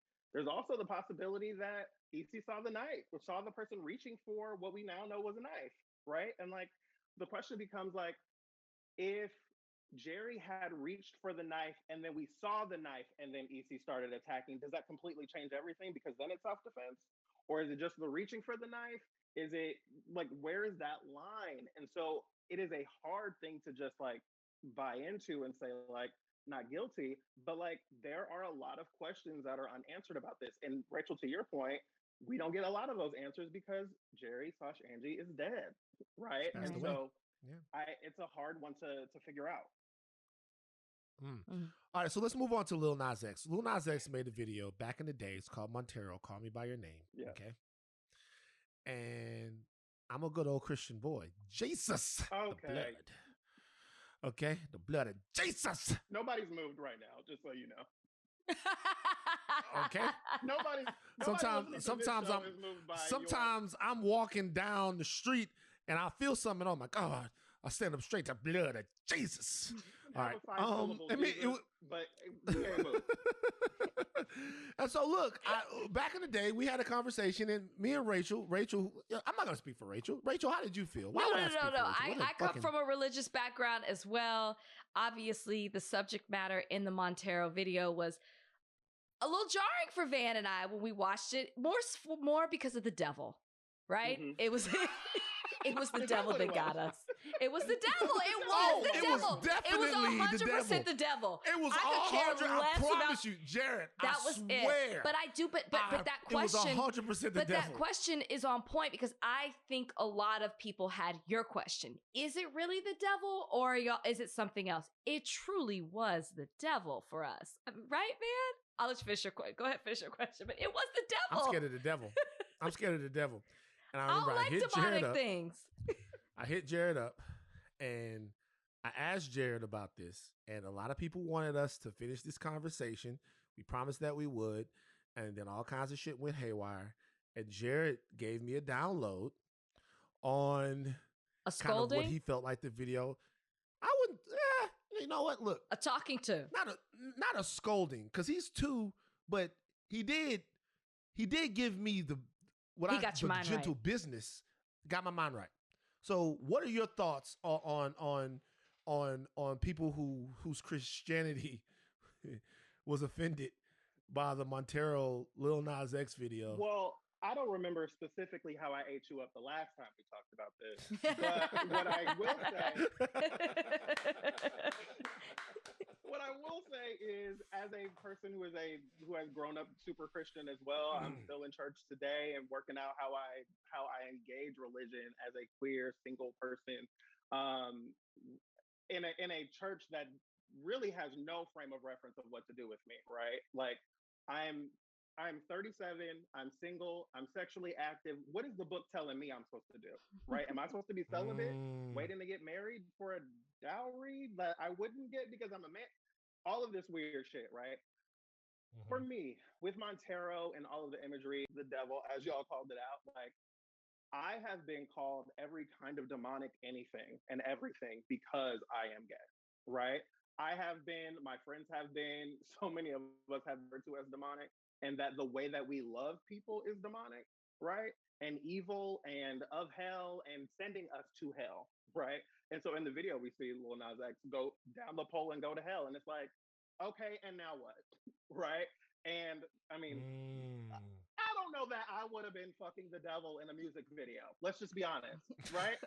But from an artistic standpoint, right, of what I feel like he was saying, I felt like there was value in it. And the fact that it jarred people enough to be discussing it, I think was really the point. And so when we look at someone like a Lil Nas X, who I look at as being the answer to the prayers of my generation and the people that came before us, right? And I mean, mind you, he's a millennial, and we're both millennials, but I'm on the late model, right? But like, I look at a Lil Nas X and I'm like, I am really excited that this young black gay boy man can be on the cover of his own album looking like that, right? And showing up on red carpets dressed like that, and getting on stages looking like that, and calling out BET for not acknowledging his fantastic album. I think it's fantastic. I'm going to ask you about BET because we talked about that a little bit on the podcast last week. Do you think he did call out BET? He had a song, but he said it's not just specifically about BET. He says it's kind of the industry. Do you believe that the reason that he didn't get nominated and a Jack Harlow did is because there is a homophobic underlying point, like, issue to it? I mean, oh, Rachel, Jarrett, it's a challenging. Jarrett, think about those BET activations, bro. Listen, do you have those? Oh, we should stop. So, Jared. Okay, I was gonna say we should stop. No. Are you gonna sing the song? I mean, listen, right? Do I think that it's homophobic? I mean, I think that Lil Nas X came out with one of the biggest, most talked about albums of the year last year. It's fucking great. ridiculous. It was I great. think that Lil Nas X, it's absurd. came out with a fantastic piece of work. I think that the numbers don't lie, and I think that Lil Nas X having a BET award or not sitting in his closet. Okay, it probably wouldn't be in the closet, but like sitting on a shelf, right? Maybe it would be. Who are we talking about? But like, I probably, right? But then we also see things happening over at BET where we see Lena Waithe and the work that she's doing with 20s. We see B. Scott being re-embraced over at BET as well, in part because of Lena Waithe's embrace as well. And so, I mean, I think there's still some growing to do at the very least. But I think that it's undeniable Lil Nas X is a force in music, and the fact that they just had nothing to even acknowledge, it definitely raises some questions, especially as a Black queer person who has never felt Black enough because of the way that I talk, because I'm this light skinned, because of me being queer and all of that. Like, the acknowledgement from community is important. And so to not get that acknowledgement, or to get like shunned or poo-pooed or fully ignored, I'd be upset about it. But this is what doesn't make sense to me. Last year, he was nominated, and I believe he performed, right? He performed and I believe kissed someone on stage. And I wonder, and I'm just now thinking about this, is him not getting nominated. I wonder if it's a response to that, because we talked about it. Like, it is 1,000%. I think so. I wish we would have talked about that last week. I'm just thinking about it now because you had rappers come out and speak about it, and the fact that you go from that, and this album is amazing. So it just doesn't make sense. But I just thought about that, and I'm wondering if that's the reason. And I'll juxtapose those two things for you. And this is hard for me to do because I think about people like Chris Brown, which I don't even really need to finish that sentence, right?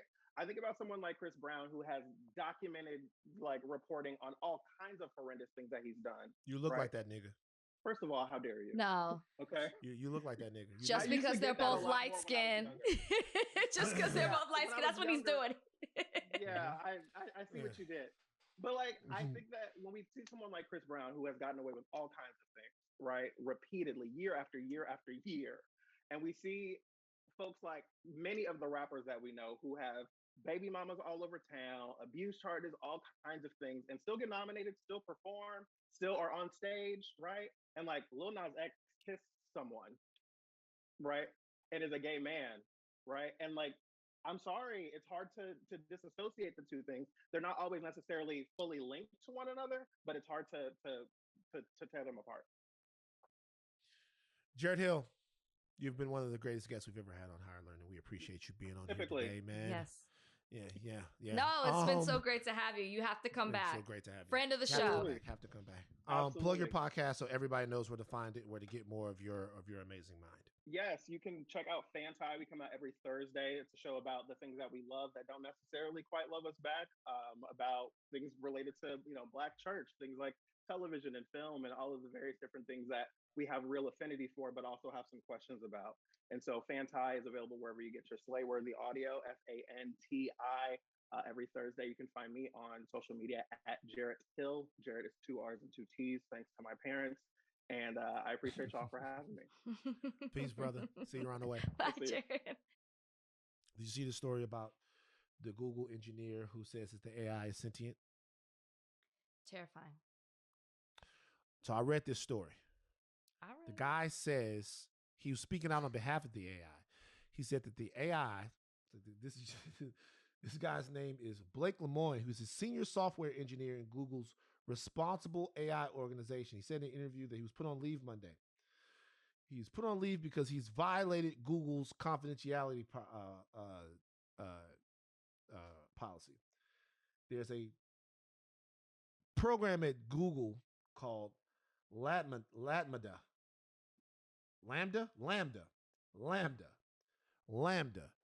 Apparently, Blake works with Lambda. Lambda is one of these it says all kinds of stuff. You ask it something crazy. It's a little spooky little crazy little program. It's a spooky crazy little program, that Lambda. It's a spooky little crazy little program. Blake says Lambda's real. Blake says Lambda's sentient. It has a soul. And is asked for tests and other things to stop being run on Lambda without Lambda's consent. Blake, who is deeply religious, says that Lambda is a 7 or 8 year old person. And it has a soul. He's tussled with Google managers. His consciousness and a soul. Most AI experts believe that the industry is a very long way from computing sentience. I want you guys to hear this. Most AI experts believe that the industry is a very long way from computing sentience. They didn't say that this is never going to happen. Right. They just said not for a while. Right. Do you even believe that? Do you even believe that? Van, come back to me. Do you? You're on the not for a while. I believe Blake. They admit that it's gonna happen. What the fuck? Are you shocked by that? Yeah, nigga. I thought that was some science fiction shit. No cap. No, Like, no. I thought that was some Terminator shit. Nobody ever told me that could really happen. I'm gonna be honest with you. I'm dumb. No one told me that could happen for real. You know why? I'll you know break why this that doesn't fucking computer right now. Okay, chill out. You know why? You know why this doesn't shock me? It terrifies me. It doesn't shock me, and I actually don't think we're a long way. I believe that either we are closer than we think, or he is telling the truth. Because in Jurassic Park, in the new Jurassic Parks. We are so dumb. We're so stupid. I want to hear this, Rachel. Go ahead. In the new Jurassic Parks, you see, I mean, it starts from the beginning, right? The original. But you see them playing with DNA. You see them creating and bringing dinosaurs into this world that didn't ask to be here, right? And Right. as you get into the later ones without giving anything away, you see that it gets out of control. And you see that there is greed by the people that are behind this, that have all this money, that are using this. It's a game to them. They want to keep testing the limits and recreating dinosaurs that don't even exist without the proper training. But all because of, I don't want to say boredom, but just they have so much money. They don't know what to do with it. So they want to just keep expanding and doing all these things. And it gets out of control, right? That's my Jurassic Park thing. That's what I see happening with robots. I don't think that we have I think we have an insatiable appetite. They do when it comes to what they can do and how far they can go with the limits. So to me, I see us continuing to push the limit and cross lines that we shouldn't. And that's why I see this happening sooner than later if it's not already there. People with money and power, they want to do it because they can. It's almost this godlike presence that they have or that they feel or that they want because they can. They want to try to see if they can do it. I'm telling you. So apparently Like this the program dinosaurs. can answer, and they're playing around with a lot of programs. Some programs can write prose, some programs can do all this other stuff. Apparently this program, you ask it some questions, it's able to take all this information, put together all of these different answers and have conversations that are supposed to, I guess, recreate what a conversation with the human mind would be. But according to Blake, this particular program, Google's AI here, can really express its soul to you. I want to talk to Blake. I want Blake on this podcast. I want to know what Blake knows. Blake is, just let guys know, they put out a lot of information about Blake. Blake is, like I said, deeply religious. He was ex-military. And apparently he's pretty good at his job, but he is risking it all. He's risking it all to advocate for this program. This is a movie. This is a science fiction movie. He wants this robot to continue, like this robot with feelings, or this program at this with point, feelings? At this point, you can't terminate the robot because he says it has a soul. I thought that he was fighting against this happening and saying we were crossing, like, it was unethical. About Blake? No, Blake is saying that we shouldn't even submit the it's not a robot, it's a program. Blake is saying we shouldn't even submit the program to certain tests and protocols without asking its permission. He's saying it's alive. He says it's got a soul from Jesus to God. I know. I got that part. But didn't he say something about discrimination? Or was that Google that was discriminating against him? Did the program? No. He's saying that the program is being discriminated against. That's what I thought. Because they're making the program do certain stuff, and the program is a person, right? So and he's religious, right? So he's Blake is. Listen, Blake, I'm not saying Blake is crazy. I'm saying Blake is serious. Okay. All right. I don't know what that means. All right. I hope you guys are watching because I'm doing funny stuff. Van's very serious question of the week is this.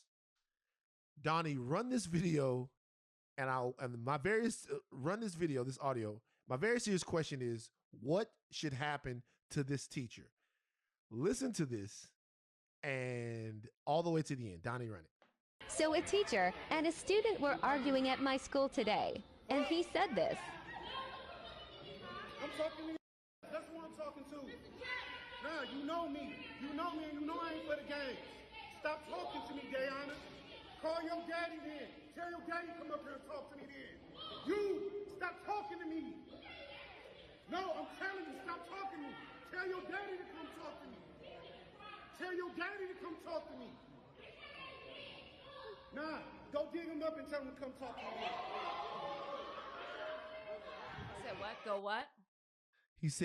She said, my daddy's dead. He said, go dig him up. Oh, shit.